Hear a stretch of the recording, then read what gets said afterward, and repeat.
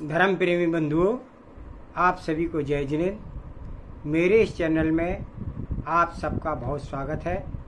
आप सबके सहयोग से यह चैनल आगे बढ़ रहा है। आप इस चैनल को लाइक करें, सब्सक्राइब करें, शेयर करें, अधिक से अधिक लोग इसका लाभ उठा सकें। मैं अपने इस चैनल में 24वीं पुराण के अंतर्गत तीर्थंकर भगवान के जन्म के से मोक्ष तक के सूक्ष्म वर्णन कर रहा हूँ। आज हम 12वें तीर्थंकर वासपूज भगवान का वर्णन करेंगे। इससे पहले हम मंगलाचरण करते हैं। ओंकारं बिंदु संयुक्तं नित्यं ध्यायन्ति योगिने कामिदं मोक्षदं चैव ओंकाराय नमो नमः। अवरल शब्द गनौगा प्रक्षालति भूतल मल कलंका मुनि विपार्षित तीर्था सरस्वती हरतु नो दुर्तान अज्ञान तिमिर अंधानाम ज्ञान अंजन शलाकया चक्षुवि उन्मीलितं येन तस्मै श्री गुरुवे नमः। श्री परम गुरुवे नमः। परम्पराचार्य श्री गुरुवे नमः। सकल कालुष विध्वंसकम श्रेषां परिवर्धकम धर्म संबंधकम भव्य जीव मने प्रतिबोधकारकम इदम शास्त्रम श्री 24वीं पुराण एतन्मूल ग्रंथ कर्तारा श्री सर्वज्ञ देवा तदुत्तर ग्रंथ कर्तारा श्री गणधर देवा प्रति गणधर देवा तेषां वचन सारेण महासाध्य पंडित श्री पन्नालाल जी कृत सर्वे श्रोता सावधान श्रवन्तु। मंगलम भगवान वीरो मंगलम गौतमो गणी मंगलम कुंद कुंदाद्योति जैन धर्मोस्तु मंगलम। जय बोलो श्री वासपूज भगवान की जय। शिवासु पूज्योभ्युदे कृपयासु त्वं वास्वे पूज्य से दशेन्द्र पूज्य मयापि पूज्यो अल्पे धिया मुनीन्द्र दीपार्चिता किम तपनो न पूज्य। अर्थात हे मुनिराज, आप वासपूज्य हैं, मंगलमयी अभ्युदय क्रियाओं में देवराज के द्वारा पूजनीय हैं, पूजा करने के योग्य हैं, इसलिए मुझ अल्प बुद्धि के द्वारा भी पूजनीय है। क्या दीपक की ज्योति से सूर्य पूजनीय नहीं होता? वासपूज भगवान का पूर्व भाव का वर्णन का स्वाध्याय करते हैं। पुष्कलार्थ द्वीप के पूर्व मेरु की ओर सीता नदी के पूर्व तट पर एक वत्स्कावती देश है। उसके रतनपुर नामक नगर में पद्मोत्तर नाम का राजा राज्य करता था। वह धर्म अर्थ काम का पालन करते समय धर्म को कभी नहीं भूलता था। उषा की लालिमा की तरह उसका दिव्य प्रताप समस्त दिशाओं में फैल रहा था।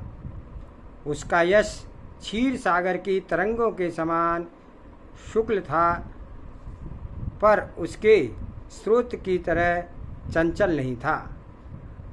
उसके एक धनमित्र नाम का पुत्र था, जिसे राज्यभार सौंप करके वह सुख से समय बिताता था।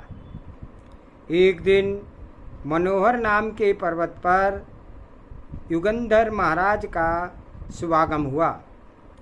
जब वनमाली ने राजा को उनके आगमन की सूचना दी, तब वह हर्ष से पुलकित होकर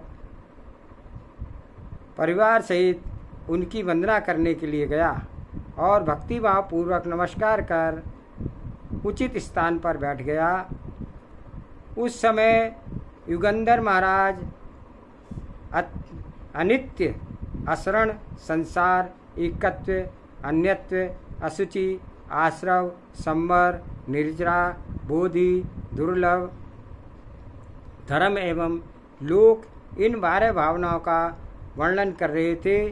ज्यों ही पद्मोत्तर महाराज ने अन्यत्य आदि भावनाओं के स्वरूप को सुना, त्यों ही उनके हृदय में वैराग्य रूपी सागर के हिलोरे लेने लगे। उसे संसार और शरीर से प्रति अत्यंत घृणा उत्पन्न हो गई। वह सोचने लगा कि मैंने अपना विशाल जीवन व्यर्थ ही गवा दिया। जिन स्त्रियों, पुत्रों और राज्य के लिए मैं निरंतर व्याकुल रहता हूँ, उनके लिए मैं बुरे से बुरे कार्य करने से नहीं हिचकिचाता। वे एक भी मेरे साथ नहीं जावेंगे। मैं अकेला ही दुर्गतियों में पड़कर दुख के चक्कियों में करने से नहीं चकता। मैं अकेला ही पड़कर दुख की चक्कियों में पिस जाऊंगा। ओहो, कितना विशाल था मेरा अज्ञान। अभी तक मैं जिन भोगों को सबसे अच्छा मानता था, आज वे ही भोग काले सर्प की तरह भयानक मालूम होते हैं। धन्य है महाराज युगंधर को, जिनके दिव्य उपदेश से पथभ्रांत पथिक ठीक रास्ते पर पहुंच जाते हैं। उन्होंने मेरे हृदय में दिव्य ज्योति का प्रकाश फैलाया है, जिससे मैं आज अच्छे और बुरे का विचार कर सकने में समर्थ हुआ हूँ। अब जब तक मैं समस्त परिग्रह को छोड़कर निर्गंत ना हो जाऊँगा, इस निर्जन वन में विशुद्ध वायुमंडल में निवास नहीं करूँगा, तब तक मुझे चैन नहीं पड़ सकती। आदि विचार कर वह घर आ गया और युवराज धनमित्र को राज दे करके निश्चल्य होकर के अनेक राजाओं के साथ वन की ओर जाकर के दीक्षित हो गया।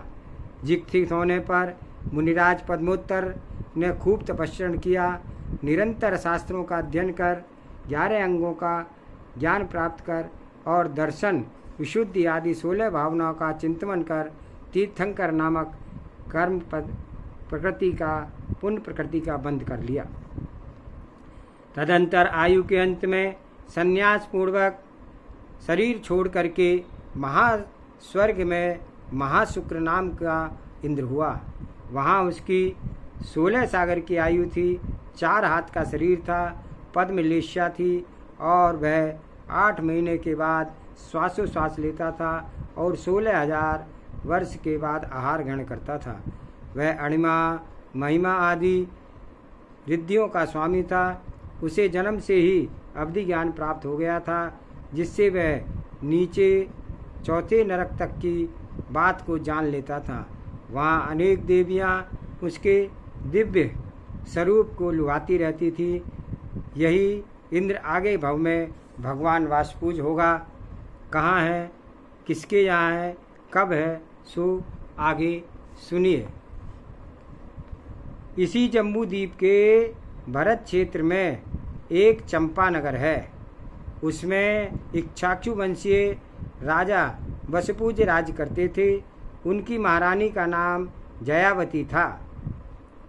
जब ऊपर कहे हुए इंद्र के वहाँ की आयु केवल 6 मास बाकी रह गई थी, तभी से कुबेर महाराज वासुपूज के घर पर रत्नों की वर्षना शुरू कर दी थी और श्री हिरी आदि देवियाँ महारानी की सेवा के लिए आ गई थी।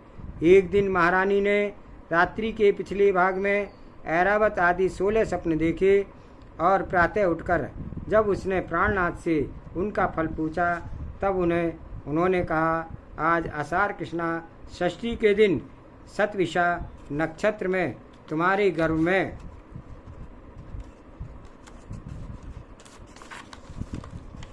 किसी तीर्थंकर बालक ने प्रवेश किया है। यह स्वप्न उसी की विभूति को परिचायक हैं।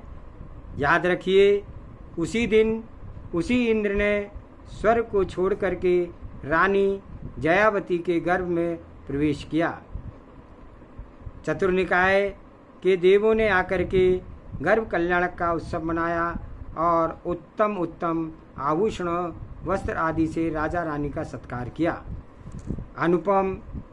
अनुक्रम से गर्भ के दिन पूर्ण होने पर रानी ने फागुन कृष्णा चतुर्दशी के दिन पुत्र रत्न को प्रसव किया। उसी समय हर्ष से नाचते गाते हुए समस्त देव और इंद्र चंपा नगर में आए और वहाँ बालक तीर्थंकर को ऐरावत हाथी पर बैठा करके मेरू पर्वत पर ले गए। वहाँ सौधर्म इंद्र ने, ईशान इंद्र ने इनका क्षीर सागर के जल से अभिषेक किया और अभिषेक के बाद इंद्राणी ने सुकोमल वस्त्रों से उनके शरीर को पोंछ करके उन्हें उत्तम आभूषण और वस्त्र पहनाए।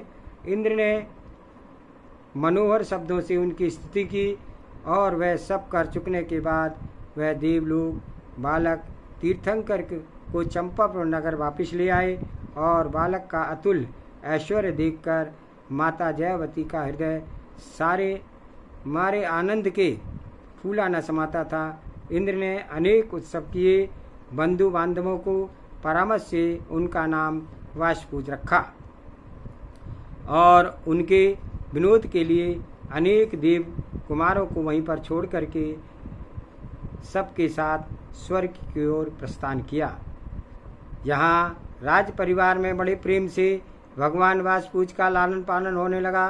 भगवान श्रेयांसनाथ के मोक्ष चले जाने के बाद 54 सागर व्यतीत होने पर वासपूज स्वामी हुए। उनकी आयु भी इसी प्रमाण से संयुक्त थी, क्योंकि हर एक जगह का अंतराल बतलाया गया है। वह एक तीर्थंकर के बाद दूसरे तीर्थंकर को मोक्ष होने तक का जन्म तक का नहीं। उनकी आयु 72 लाख वर्ष की थी और शरीर की ऊंचाई 70 धनुष की थी और रंग केसर के समान था। उनके आपके जन्म लेने से पहले 3 पल्ले तक भारतवर्ष में धर्म का विच्छेद रहा, पर ज्यों ही आप उत्पन्न हुए त्यों ही लोग पुनः जैन धर्म से दीक्षित हो गए थे। जब उन्होंने कुमार काल में 18 लाख वर्ष बीत चुकने पर जब महाराज वासपूज ने उन्हें राज दे करके उनका विवाह करना चाहा, पर उनके किसी कारण से उनका हृदय विषय भोगों से सर्वथा के लिए व्रत हो गया था।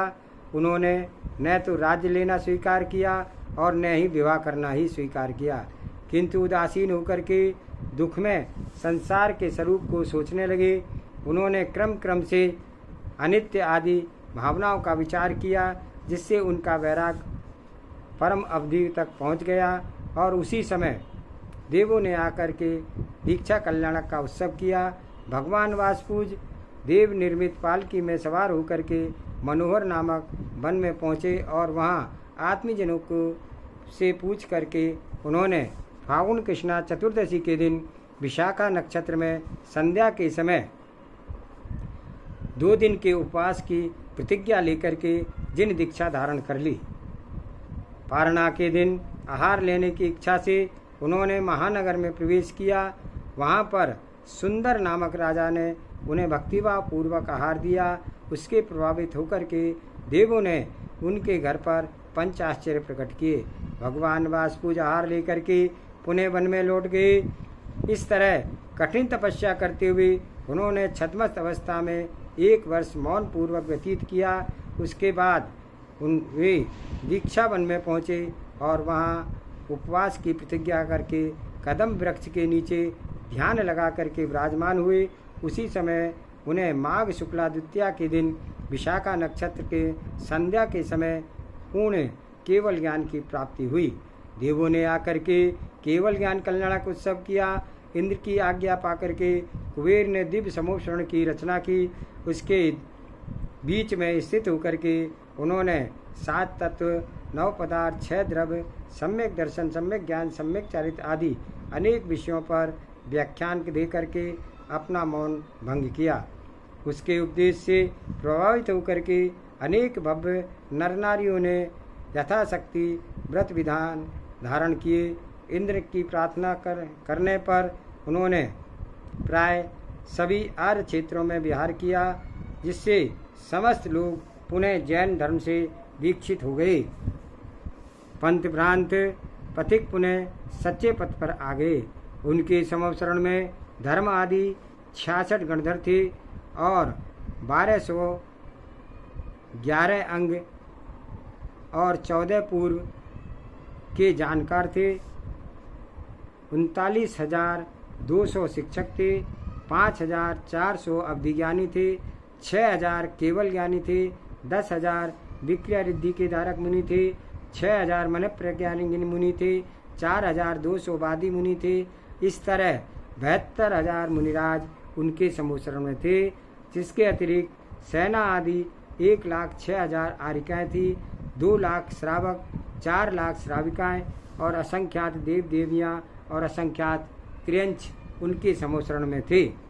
अनेक देशों में विहार करने के बाद जब उनकी आयु 1,000 वर्ष की रह गई थी, तब वे चंपानगर में आए और शेष समय उन्होंने वहीं पर बिताया। 1 माह की आयु शेष रहने पर उन्होंने